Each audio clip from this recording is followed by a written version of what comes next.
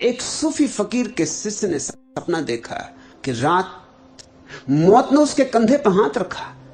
नींद में भी घबरा गया, पूछा कि क्या बात है, किस लिए मेरे कंधे पर हाथ रख रही हो? तो मौत ने कहा कि मैं तुझे बताने आई हूं कि आज संध्या सूरज के डूबने के साथ मैं आ रही हूं। क्योंकि तू इस बड़े फकीर का शिष्य है, तेरे लिए यह विशेष छूट कि तुझे मैंने पहले से खबर दे दी। अचानक आना ही नियम है, अनायास पकड़ लेना ही नियम है, क्योंकि खबर दे दो तो लोग बचें भागें। मगर तू इस बड़े फकीर का शिष्य है, तुझ पे दया करके मैं कह देती हूं, कुछ करना हो तो कर ले, ज्यादा देर नहीं बची। आधी रात ही उसकी नींद खुल गई, घबरा गया बहुत। फकीर से पूछा कि मैं क्या करूं? फकीर ने कहा, अब करने को और क्या है, अब तो एक ही उपाय है कि ले मेरा घोड़ा और जितने दूर निकल जा सके निकल जा। फकीर मजाक कर रहा था, मगर शिष्य मजाक को समझ ना सका। उसने तो ले लिया घोड़ा और भागा। रास्ते में पानी पीने तक को नहीं रुका, भागता ही गया, भागता ही गया।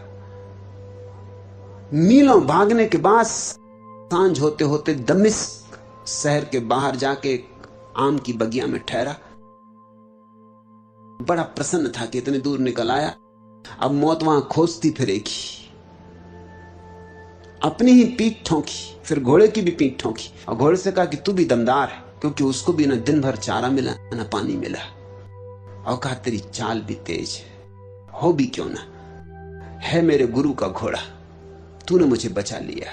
सूरज ढल रहा है, हम इतने दूर निकल आए, अब कहां मौत पता लगाएगी।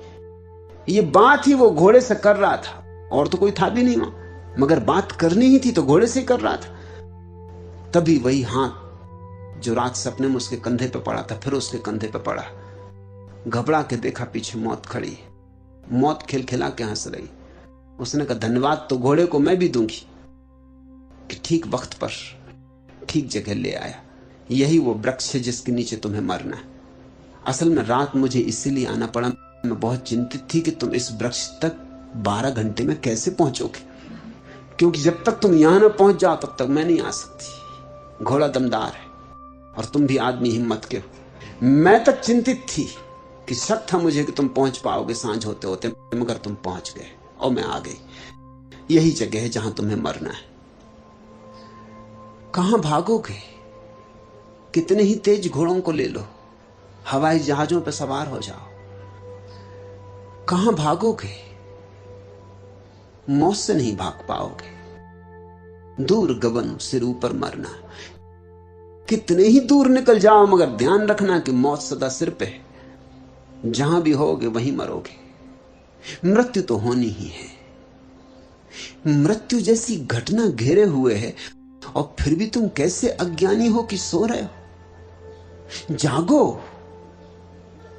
ये सूफी फकीर का शिष्य नहीं पूछा गुरु से कि अभी 12 घंटे बचे हैं, अमृत का स्वाद चखा दो, सांझ मौत आएगी सो आएगी।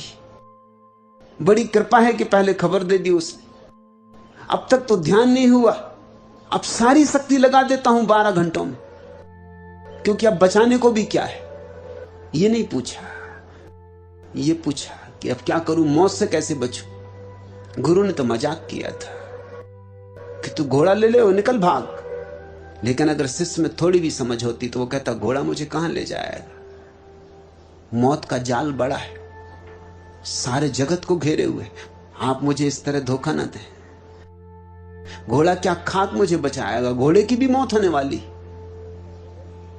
ये देह तो गई, अब तो मुझे कुछ शाश्वत को पाने का रास्ता दे। ध्यान के लिए पूछा होता, परमात्मा के लिए पूछा होता, लेकिन लोग वह नहीं पूछते।